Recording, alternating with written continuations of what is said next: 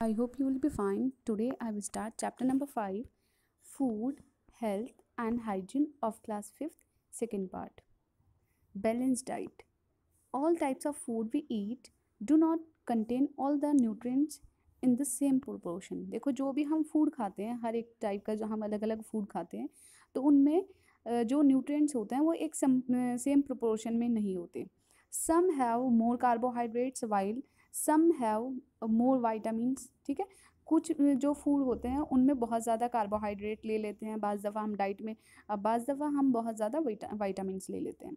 Eating food of same kind और nutrients is not good for our health. ठीक है, अगर हम सेम ही टाइप के हर एक टाइप के मतलब एक ही टाइप के न्यूट्रिएंट्स लेते रहेंगे तो हमारी जो फूड है बॉडी है वो हेल्दी नहीं रहेगी. ठीक है, मतलब अगर हम एक ही टाइप का फूड लेते रहेंगे, सेम टाइप के न्यूट्रिएंट्स लेते रहेंगे डेली, तो हमारी जो बॉडी है वो हेल्दी नहीं रहेगी.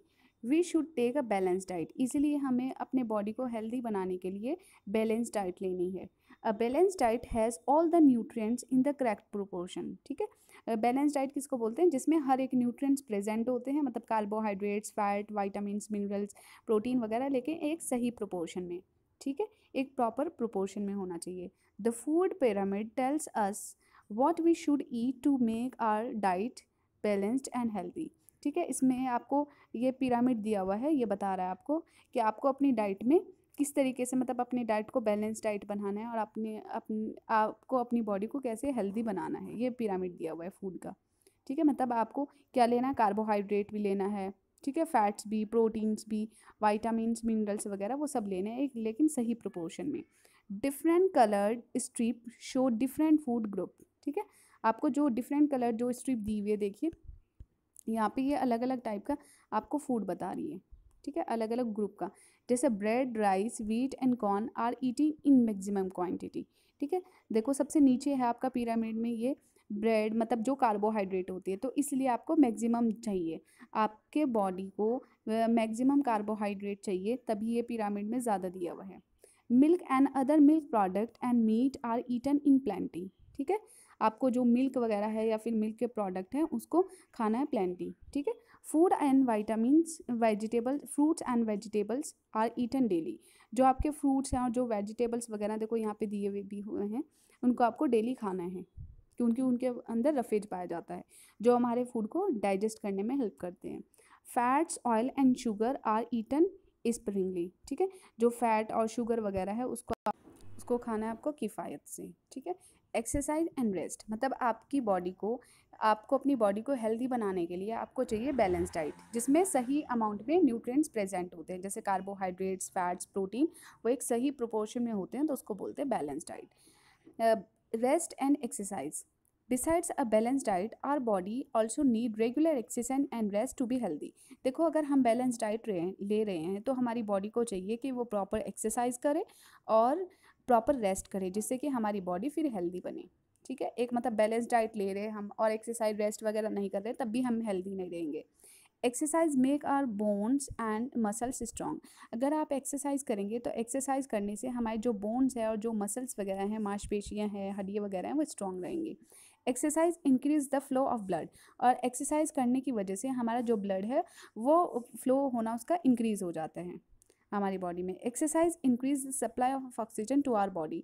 और एक्सरसाइज करने की वजह से हमारी बॉडी में जो ऑक्सीजन है उसकी जो सप्लाई है वो भी इंक्रीज हो जाएगी. After exercise we sweat that help our body to get rid of the waste material.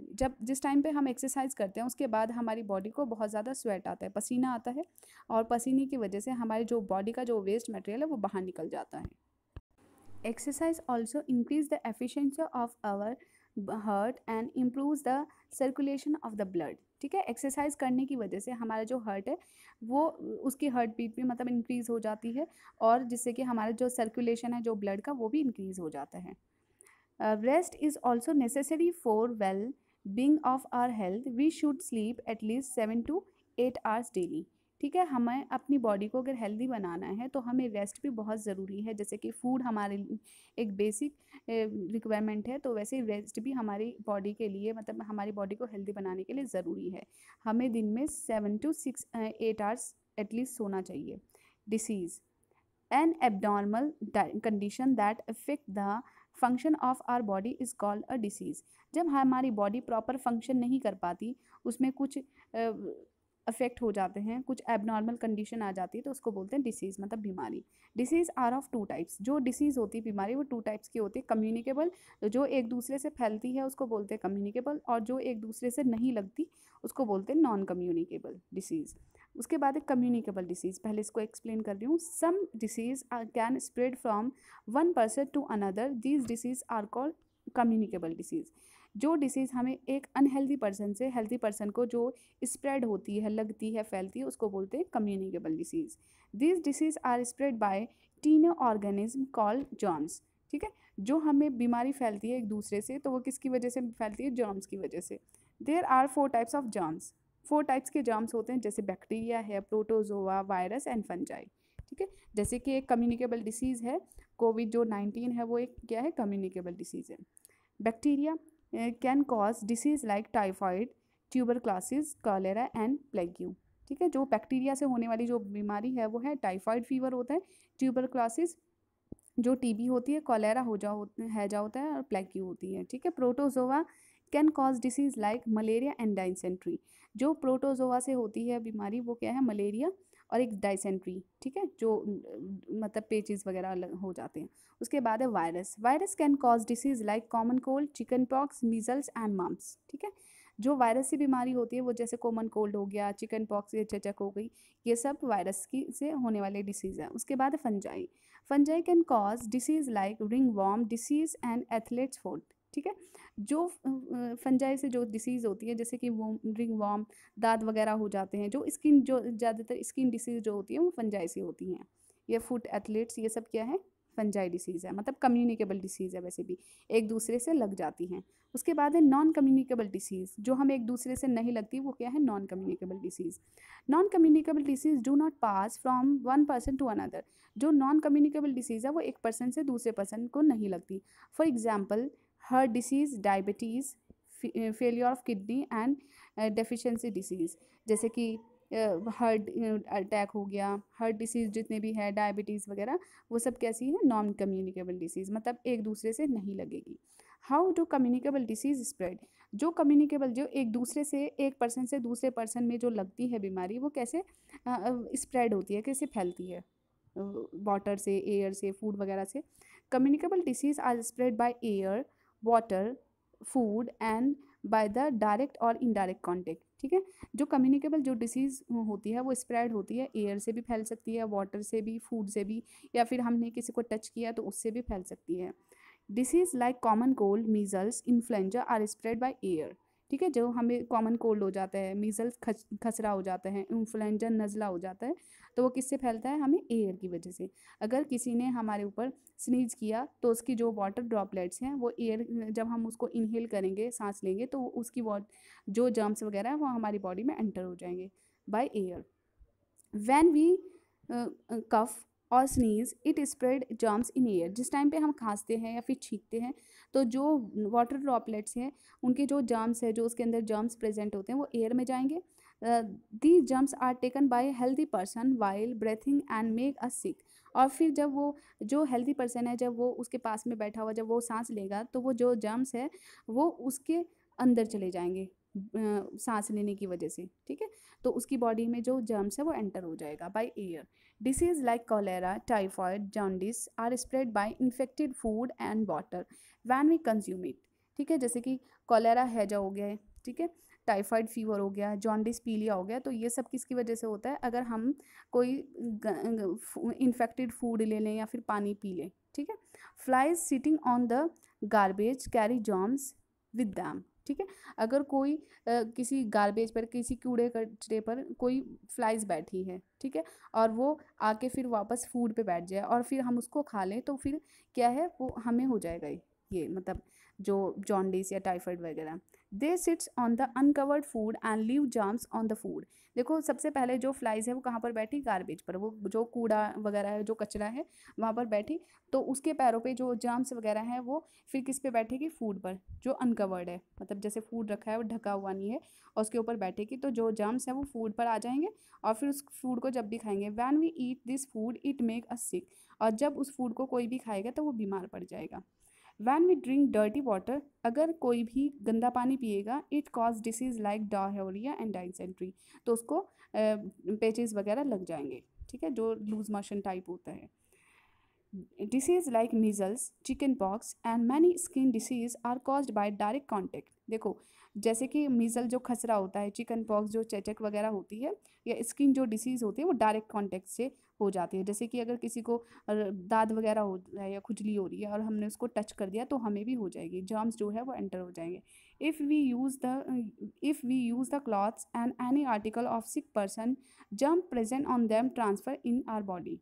ठीक है, अगर हमने किसी बीमार जिसको खुजली हो रही है फिर या फिर चिकन पॉक्स वगैरह हो रहा है और उसका कुछ टॉवल यूज़ कर लिया या फिर उसको टच कर लिया, तो जो जर्म्स है वो हमारी बॉडी में एंटर हो जाएंगे। Disease like malaria and dengue are spread by mosquito biting. ठीक है, अगर किसी मच्छर ने काट लिया तो हमें मलेरिया फिर डेंगू फीवर हो जाएगा। प्रिवेंशन ऑफ कम्युनिकेबल डिसीज़, हमें किसी कम्युनिकेबल डिसीज़ को कैसे प्रिवेंट होना है, कैसे बचना है, जो हमें एक दूसरे से लगती है जो बीमारी, तो उससे कैसे हमें प्रिवेंट रहना है। जैसे कि कोविड-19 से हमें कैसे प्रिवेंट रहना है, डिस्टेंस रखो, ठीक है, मास्क पहनो, सैनिटाइज करो हैंड्स वगैरह को, तो वो सब उससे क्या है, प्रिवेंट हो जाएंगे। Communicable disease are contagious, but we have to prevent them by following some simple tips। ठीक है, जो कम्युनिकेबल डिसीज़ है उसको हम प्रिवेंट करना कुछ स्टेप्स हैं जिससे कि हम उससे बच सकते हैं। बाय मेंटेनिंग हाइजीन, सबसे पहले हमें हाइजीन क्या है, क्योंकि चैप्टर का नेम ही क्या है, चैप्टर का name food health and hygiene. ठीक है, तो हाइजीन का मतलब क्या है, साफ सफाई। Wash your hand before eating food, जब हम खाना खाने से पहले आप अपने हाथों को अच्छे से धोएं। Wash fruits and vegetables before eating, fruits को या फिर वेजिटेबल्स को खाने से पहले उसको धुलो। Do not eat uncovered and spoiled food, और ना कोई जो ढका हुआ फूड नहीं है या फिर कोई ख़राब फूड है उसको ना खाएं। Drink boiled and filtered water, हमेशा पानी कैसा पिएं, बॉयल या फिर फिल्टर्ड वाटर जो हो। Keep your house and surrounding clean, आप अपने चारों तरफ साफ़ सफाई रखें। ठीक है, do not use clothes and any other articles use by sick person, और अगर कोई बीमार है तो उसके कपड़े या फिर कोई भी उसकी चीज़ यूज़ ना करें। Change the water of cooler और वाटर कूलर रेगुलरली, और जो वाटर कूलर में जो पानी होता है उसको चेंज करते रहें, क्योंकि फिर उस पर उसके ऊपर मच्छर बैठ जाएंगे, ठीक है, वो पैदा होंगे, तो इसलिए वो क्या होगा, मतलब चेंज करते रहें वाटर, जो कूलर का जो वाटर होता है उसको चेंज करते रहें।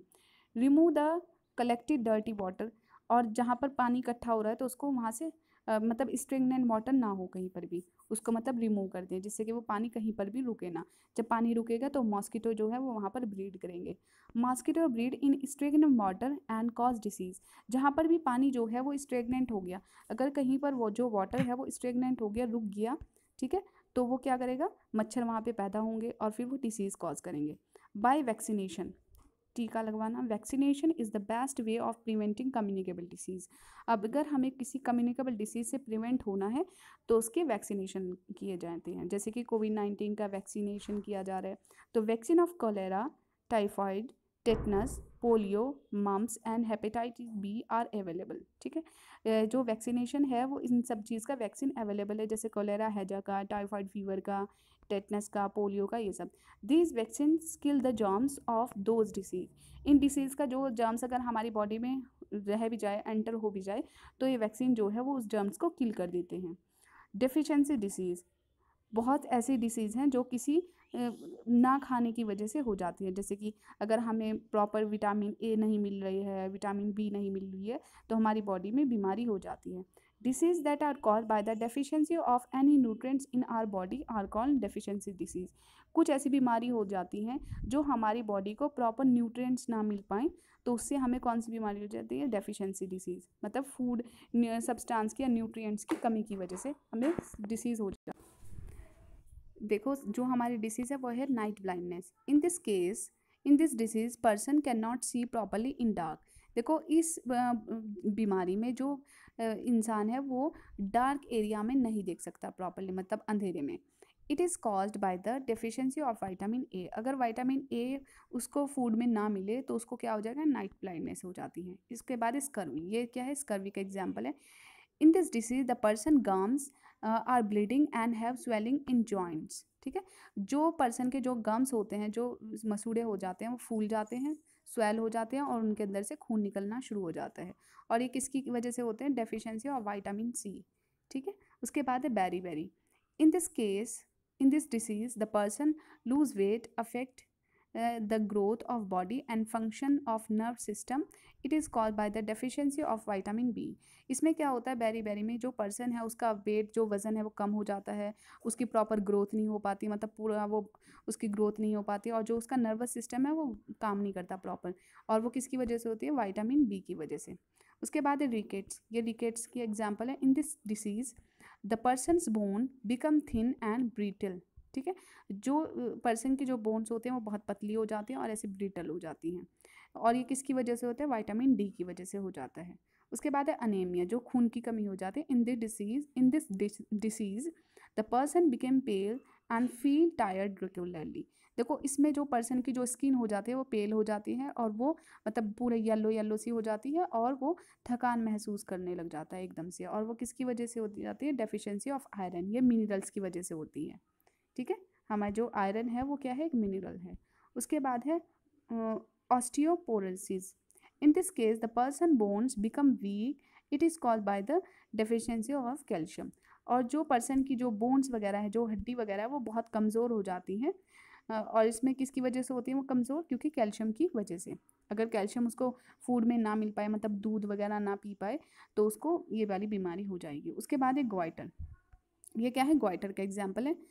जो हमारा थ्रॉट है, जो गला है, उसमें स्वेलिंग आ जाना। इन this disease the person neck area swell. जो गर्दन है वो क्या हो जाती है, वो पूरी स्वेल हो जाती है, फूल जाती है। It is caused by the deficiency of iodine. और ये किसकी वजह से हो जाती है, आयोडीन की कमी की वजह से। तो आयोडीन भी हमारे क्या है, एक मिनरल है। ठीक है, जो आयरन है ये भी हमारा एक मिनरल है, कैल्शियम भी और आयोडीन भी, और ये सब क्या है, वाइटामिन वगैरह हैं। ठीक है, that's all for today. Chapter number 5 completed.